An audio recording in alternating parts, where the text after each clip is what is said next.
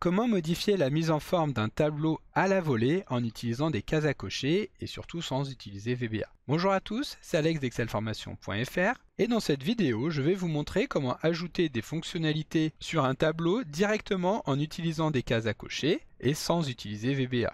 Dans cet exemple, nous allons donc retrouver les montants des ventes réalisées par une entreprise et nous allons faire apparaître les valeurs les plus élevées en vert et les valeurs les plus faibles en rouge. Ensuite, nous allons pouvoir modifier le nombre d'éléments que nous allons vouloir faire apparaître en utilisant directement des éléments que nous retrouvons juste à côté du tableau. Donc ici, nous avons fait apparaître les valeurs les plus élevées que nous pouvons retirer en décochant l'option et procéder de la même manière pour les valeurs les plus faibles. Ensuite, nous allons pouvoir mettre en évidence les valeurs supérieures à la moyenne ou alors celles qui sont inférieures à la moyenne. Nous allons également voir comment utiliser une case d'option pour faire apparaître des barres de type histogramme ou alors des étoiles qui vont nous permettre de comparer directement les différentes valeurs les unes avec les autres. Alors vous trouverez très régulièrement de nouvelles vidéos sur la chaîne, alors pensez à vous abonner et surtout à activer la clochette de notification afin d'être sûr de ne manquer aucune astuce et de devenir rapidement un pro d'Excel.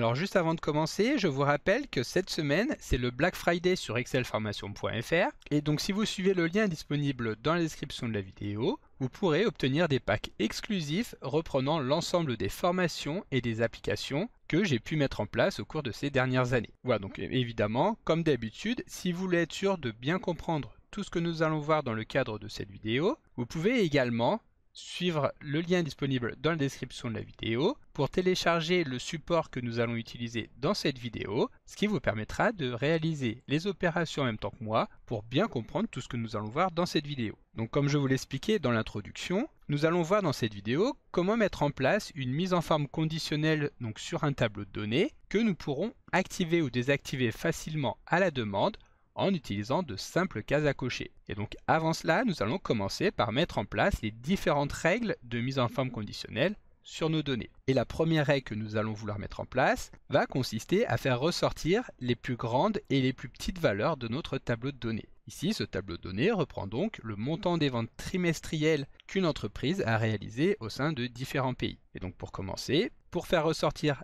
les trimestres et les pays dans lesquels les ventes ont été les plus importantes, nous sélectionnons les données de notre tableau, puis nous allons nous rendre dans le menu Accueil et déployer le menu Mise en forme conditionnelle. Ensuite, nous allons nous rendre dans Règles des valeurs de plage haute et basse et nous allons choisir de mettre en place une mise en forme conditionnelle sur les 10 valeurs les plus élevées. Nous cliquons dessus, une boîte de dialogue nous demande combien de valeurs nous allons souhaiter mettre en forme. Ici, nous pouvons rester sur 10. Nous verrons un petit peu plus tard comment ajuster cette valeur de manière dynamique. Ensuite, étant donné qu'il s'agit des valeurs les plus élevées, nous allons choisir ici un remplissage vert. Nous le sélectionnons et nous validons en appuyant sur OK. Cela étant fait, nous allons recommencer la même opération, mais cette fois-ci pour faire ressortir les valeurs les moins élevées. Donc, Accueil, mise en forme conditionnelle, règle des valeurs hautes et basses, et ici nous allons choisir les 10 valeurs les moins élevées. Ici nous allons également conserver la mise en forme proposée par défaut, c'est-à-dire le remplissage rouge clair avec les textes en rouge foncé. Ici nous validons en appuyant sur OK. Cela étant fait, nous allons maintenant vouloir activer et désactiver ces mises en forme directement en utilisant des cases à cocher. Donc nous allons nous placer sur une des zones non occupées par le tableau, et nous allons tout d'abord saisir le terme top et juste en dessous le terme flop. Et ensuite, pour pouvoir insérer une case à cocher directement sur la feuille de calcul, nous allons devoir utiliser le menu développeur du ruban. Alors si jamais le menu développeur n'est pas présent par défaut dans votre menu ruban, il suffit de se rendre dans n'importe quel autre menu, effectuer un clic droit et choisir personnaliser le ruban. Excel nous affiche alors une boîte de dialogue qui va nous permettre de personnaliser les différents menus que nous allons retrouver dans notre ruban. Et si la case développeur n'est pas cochée, il vous suffira de cliquer dessus pour la cocher et ensuite de valider en appuyant sur OK. Cela étant fait, nous allons pouvoir nous rendre à l'intérieur de ce menu développeur, dérouler le menu Insérer et ici nous allons choisir un contrôle de formulaire de type case à cocher. Nous cliquons donc sur cet élément, ce qui va nous permettre d'insérer la case à cocher ici directement au-dessus de la feuille de calcul. Nous allons ensuite supprimer le texte qui ne va pas nous intéresser et cliquer sur une autre cellule afin de pouvoir activer la case. Ensuite, lorsque nous allons cliquer sur celle-ci, nous allons pouvoir voir que effectivement Excel va l'activer et la désactiver. Mais pour pouvoir utiliser le statut de cette case à cocher, nous allons devoir la lier avec une cellule. Pour cela, nous effectuons un clic droit sur la case, nous choisissons Format de contrôle Et ensuite, donc dans l'onglet Contrôle, nous allons pouvoir choisir une cellule liée avec cet élément. Nous cliquons sur la flèche et nous sélectionnons la cellule située juste en dessous, c'est-à-dire ici la cellule J9. Ensuite, nous validons en appuyant sur Entrée. Si nous le souhaitons, nous pouvons appliquer un ombrage 3D sur la case à cocher et ensuite nous validons en appuyant sur OK. Ici, la case n'est pas cochée, mais si nous cliquons dessus, non seulement elle sera cochée, mais comme vous pouvez le voir juste en dessous, Excel va également insérer la valeur vraie dans la cellule J9 que nous avions sélectionnée. Nous allons maintenant pouvoir répéter cette opération pour insérer une case à cocher sur la cellule située juste en dessous. Ou alors pour gagner du temps, nous sélectionnons la cellule J9 que nous allons copier en appuyant sur CTRL-C. Nous nous plaçons sur la cellule J10 et nous appuyons sur CTRL-V pour dupliquer automatiquement la case à cocher. En revanche, lorsque nous allons désactiver celle-ci, nous allons pouvoir constater que ce n'est pas la cellule J10 qui va être modifiée, mais la cellule J9 située juste au-dessus, ce qui fait que même la case à cocher que nous avions créée juste avant a été désactivée automatiquement. Pas de souci, nous effectuons un nouveau clic droit sur la case à cocher afin de choisir format de contrôle. Et ici, nous allons modifier les coordonnées de la cellule liée. Ce n'est pas la cellule J9, mais bien la cellule J10 qui est située juste en dessous. Maintenant que nous avons nos deux cases à cocher indépendantes l'une de l'autre, nous allons pouvoir modifier les règles de mise en forme conditionnelle que nous avons établies juste avant, afin de tenir compte de ces différentes cases. Donc nous sélectionnons toutes les cellules de notre tableau, puis nous allons à nouveau nous rendre dans le menu Accueil, afin de déployer encore une fois mise en forme conditionnelle. Sauf qu'ici, nous allons nous rendre directement sur Gérer les règles, ce qui va nous permettre de retrouver automatiquement toutes les règles que nous avions mis en place précédemment. Pour commencer, donc, nous allons modifier la première règle, qui permet donc de faire apparaître les valeurs les moins élevées. Sauf que ici, nous n'allons pas vouloir utiliser une règle comme ça qui n'est pas dynamique, étant donné que nous devons la modifier à la main. Nous allons choisir d'utiliser une formule pour déterminer pour quelle cellule le format sera appliqué. Et ici, nous allons pouvoir utiliser la fonction rang qui permet d'obtenir le rang d'une cellule parmi toutes les cellules contenues dans une plage. Ici, nous allons vouloir donc récupérer la position de la cellule active, qui est donc ici la cellule B9, comme nous pouvons le voir au niveau de la zone des noms. Donc nous saisissons les références de la cellule B9 que nous allons saisir en tant que référence relative, c'est-à-dire que celle-ci va s'adapter automatiquement afin de modifier la mise en forme conditionnelle sur toutes les cellules sélectionnées. Et nous allons donc vouloir connaître le rang de cette cellule à l'intérieur de l'ensemble de la plage sélectionnée, c'est-à-dire à l'intérieur des cellules B9 jusqu'à E16, donc c'est-à-dire jusqu'à la dernière cellule de notre base qui est ici sélectionnée, donc E16.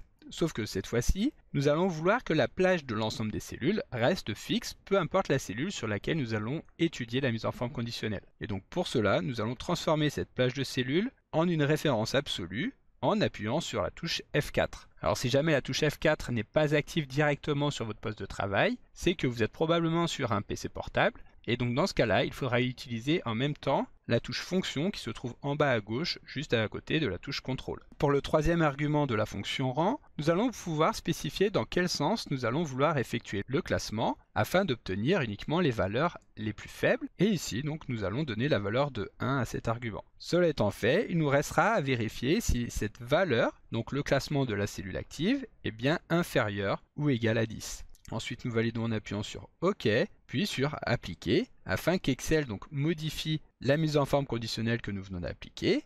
Et comme vous pouvez le voir ici, ce sont exactement les mêmes cellules qui sont mises en évidence. Cela va donc maintenant nous permettre de mettre en place un deuxième test à effectuer afin de voir s'il faut ou pas mettre en place la mise en forme conditionnelle. Pour cela, nous allons utiliser la fonction ET qui va nous permettre d'effectuer deux analyses. La première analyse, nous venons de la détailler juste avant. Elle consiste donc à regarder si la valeur de la cellule active fait partie des 10 valeurs les plus faibles parmi toutes les cellules de notre table. Et ensuite, le deuxième test va tout simplement vérifier si la valeur de la cellule J10 est égale à vrai. Donc ici, nous pouvons taper J10 en référence absolue, cette cellule ne doit jamais être modifiée, et nous voulons regarder si celle-ci est égale à vrai. Cela étant fait, donc nous fermons la parenthèse de la fonction et puis nous validons à nouveau et nous appuyons encore une fois sur Appliquer. Ici, rien n'a été modifié. En revanche, si nous cliquons donc sur le bouton Flop, nous allons pouvoir constater que automatiquement Excel va désactiver la mise en forme conditionnelle. En plus de ça, si nous voulons définir de manière dynamique le nombre de cellules que nous voulons faire apparaître avec la mise en forme conditionnelle, nous allons devoir insérer un deuxième élément qui sera cette fois-ci donc un compteur. Donc nous sélectionnons l'objet toupie que nous allons dessiner cette fois-ci sur la cellule K10. nous la dessinons donc à la forme souhaitée et nous allons ensuite effectuer un clic droit afin de choisir format de contrôle. Puis nous allons comme tout à l'heure sélectionner une cellule que nous allons lier à l'objet. Il s'agira ici de la cellule K10 qui est située juste en dessous. Nous validons en appuyant sur OK et ensuite donc nous allons revenir dans la règle de mise en forme conditionnelle en sélectionnant toutes les cellules de notre tableau, en nous rendant dans Accueil, mise en forme conditionnelle, puis Gérer les règles. Nous cliquons une deuxième fois sur notre règle et ici nous allons pouvoir modifier donc la valeur qui va nous permettre de déterminer si oui ou non nous devons appliquer une mise en forme conditionnelle. Et donc à la place de 10, nous allons saisir les coordonnées de la cellule K10 dans laquelle est inséré le compteur. Nous appuyons sur F4 afin de transformer cette référence en tant que référence absolue et ensuite nous cliquons sur OK et sur Appliquer. Ensuite nous validons, donc nous allons réappliquer l'affichage de la mise en forme conditionnelle. Ici il n'y a aucune cellule de mise en évidence étant donné que la valeur de la cellule K10 est égale à 0. Nous cliquons une première fois pour la passer à 1 et immédiatement, comme vous pouvez le constater, Excel va nous faire ressortir les deux valeurs les plus faibles, une troisième fois pour les trois valeurs. Voilà, donc maintenant que nous avons vu comment fonctionne cet élément toupie, nous allons pouvoir le copier afin de le coller juste au-dessus. Et comme tout à l'heure, attention, il faut bien modifier la cellule liée. Ce n'est pas la cellule K10 qui a été reprise automatiquement lors du copier-coller, mais la cellule K9. Nous modifions et nous appuyons sur OK. Ensuite, donc, nous allons modifier la règle de mise en forme conditionnelle des valeurs les plus élevées en les sélectionnant, en nous rendant dans Accueil mise en forme conditionnelle et Gérer les règles. Ici, pour gagner du temps, nous allons revenir rapidement sélectionner la formule que nous avons mis en place et la copier en appuyant sur CTRL-C. Puis nous appuyons sur Annuler et nous double-cliquons donc sur la deuxième règle. Ici, encore une fois, nous allons choisir d'utiliser une formule pour déterminer pour quelle cellule le format sera appliqué. Et à l'intérieur de la formule, nous allons appuyer sur CTRL-V afin de dupliquer donc la formule. Ensuite, nous allons pouvoir la modifier pour l'adapter très légèrement. Donc la fonction rang est toujours la même, toujours de la cellule B9 parmi la plage de cellules B9 jusqu'à E16. Sauf que ici, nous allons vouloir appliquer un classement inverse, donc nous allons modifier le 1 par un 0. Puis nous allons vouloir regarder si cette valeur est inférieure ou égale à la valeur de la cellule K9. Et ensuite, nous allons également vouloir vérifier que la case a bien été cochée et donc que la valeur de la cellule J9 est égale à vrai. Ensuite, nous appuyons sur OK et nous pouvons appuyer directement sur Appliquer pour que automatiquement Excel nous mette en évidence les trois valeurs les plus élevées.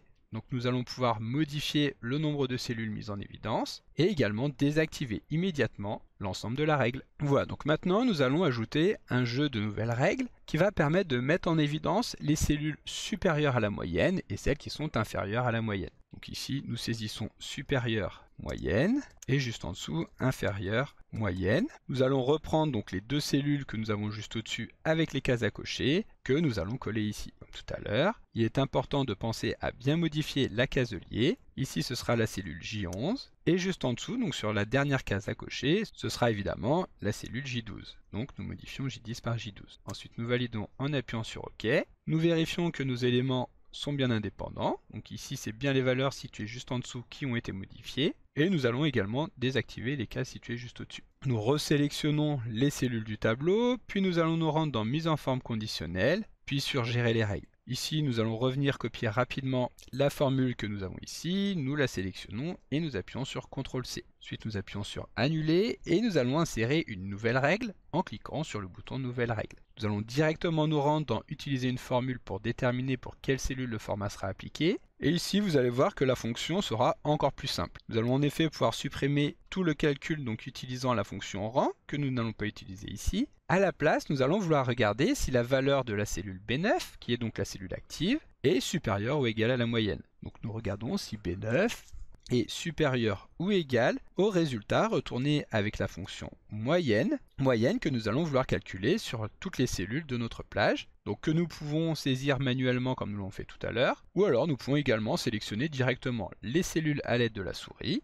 ce qui permettra donc d'obtenir, comme vous pouvez le voir ici, directement des références absolues qui ne seront pas modifiées. Ensuite, nous fermons la parenthèse de cette fonction moyenne et nous passons directement à l'argument suivant qui consiste donc à regarder si la case a été cochée. Ici, ce ne sera pas la cellule J10 que nous allons analyser, mais la cellule J11. Cela étant fait, nous allons cliquer sur le bouton Format afin de définir le type de mise en forme que nous allons vouloir mettre en place lorsque effectivement la valeur de la cellule sélectionnée est supérieure à la moyenne. Ici, nous allons l'afficher en gras. Nous validons en appuyant sur OK. Et ici, avant de valider, nous allons sélectionner la formule, ce qui nous permettra de la récupérer rapidement juste après. Ensuite, nous cliquons sur OK afin de valider la modification. Nous cliquons, si nous le souhaitons, sur Appliquer. Et donc ici, il ne se passe rien, étant donné que la case n'a pas été cochée. Mais nous verrons juste après ce qui va se passer lorsque celle-ci le sera. Ensuite, nous allons créer une nouvelle règle en utilisant encore une fois une formule que nous allons donc coller en appuyant sur CTRL V. Et ici, nous allons tout simplement vouloir regarder si cette fois-ci la valeur est inférieure à la moyenne. Ensuite, nous modifions donc la référence à la cellule J11 qui est maintenant la cellule J12. Avant de valider, nous allons modifier le format lorsque effectivement ces deux conditions seront vraies. Et ici, nous afficherons les valeurs en italique. Nous validons en appuyant sur OK et à nouveau sur OK.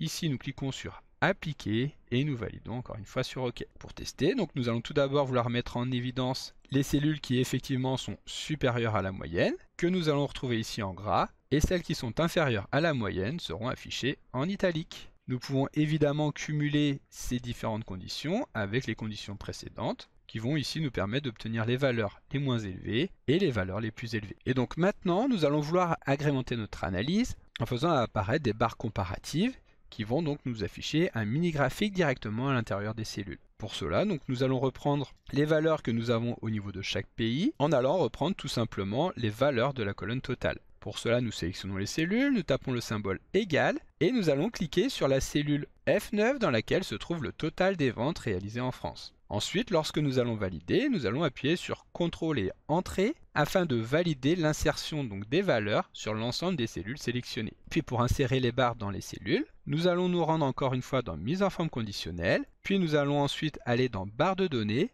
afin de choisir le format de barre de données que nous voulons mettre en forme, donc par exemple ici des barres de données en bleu clair. Pour afficher uniquement ces barres bleues et non pas les valeurs que nous avons dans les cellules, qui font doublon donc avec les cellules que nous avons juste ici, nous allons revenir dans Mise en forme conditionnelle, puis dans Gérer les règles. Ensuite, nous double-cliquons sur la règle mise en place, et nous allons cocher l'option Afficher la barre uniquement. Alors ici, nous ne pouvons pas mettre en place de règles qui vont permettre d'aller analyser directement une éventuelle case à cocher, étant donné que si nous voulons utiliser une formule pour déterminer pour quelle cellule le format sera appliqué, nous allons perdre la règle de mise en forme conditionnelle enrichie. Donc ici, nous revenons sur la règle telle qu'elle était précédemment, et nous allons à nouveau cocher Afficher la barre uniquement. Ensuite, nous validons en appuyant sur OK, et encore une fois, nous appuyons sur OK pour faire disparaître les valeurs. Ensuite, nous allons pouvoir ajouter une nouvelle commande qui va nous permettre donc de définir si oui ou non nous voulons afficher les barres, que nous allons appeler donc barres, et nous allons reprendre la cellule située juste au-dessus afin de récupérer la case à cocher. Nous modifions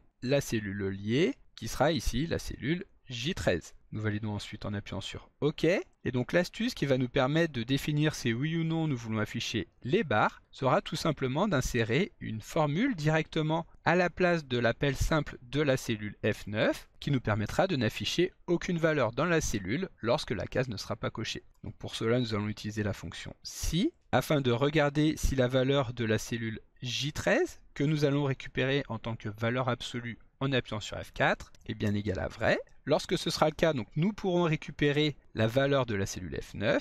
En revanche, dans le cas contraire, nous insérons tout simplement une chaîne de caractères vide en utilisant 2 fois les doubles guillemets. Nous fermons la parenthèse et nous validons comme tout à l'heure en appuyant sur CTRL et Entrée. Donc ici, en apparence, rien n'a été modifié. En revanche, si nous désactivons la case d'options, les barres vont bien disparaître. Et voilà, maintenant pour finir, nous allons vouloir obtenir une icône qui va nous permettre donc de valoriser les différents trimestres. Pour cela, nous allons procéder exactement de la même manière, en récupérant la valeur de la cellule située juste au-dessus, donc ici la cellule B17. Nous allons valider en appuyant sur CTRL et Entrée, puis dans Mise en forme conditionnelle, nous allons nous rendre dans le jeu d'icônes. Ici, nous allons choisir un jeu d'icônes, donc par exemple ici l'étoile, mais nous pourrions également choisir des échelles d'évaluation ou encore différents symboles. Nous sélectionnons les étoiles. Nous allons nous rendre à nouveau dans Mise en forme conditionnelle afin de cliquer sur Gérer les règles. Nous double-cliquons sur Jeu d'icônes afin d'activer l'option Afficher l'icône uniquement, ce qui permettra de ne pas afficher les valeurs, mais uniquement les icônes. Ensuite, nous allons afficher ces icônes au centre de la cellule en cliquant sur Centrer horizontalement. Cela étant fait, comme tout à l'heure, nous allons donc insérer une nouvelle ligne dans notre table des cases à cocher que nous allons appeler étoile Et nous allons reprendre donc le contenu de la cellule située juste au-dessus en modifiant, comme nous en avons maintenant l'habitude, la cellule liée qui va être maintenant la cellule J14. Nous validons en appuyant sur Entrée puis sur OK. Et il ne nous restera plus maintenant qu'à modifier la formule utilisée afin de récupérer la valeur de la cellule B17 uniquement lorsque la cellule J14 pour laquelle nous récupérons les coordonnées en référence absolue sera égale à vrai. Et dans le cas contraire, nous allons récupérer une chaîne de caractères vides. Nous validons en appuyant sur CTRL et Entrée.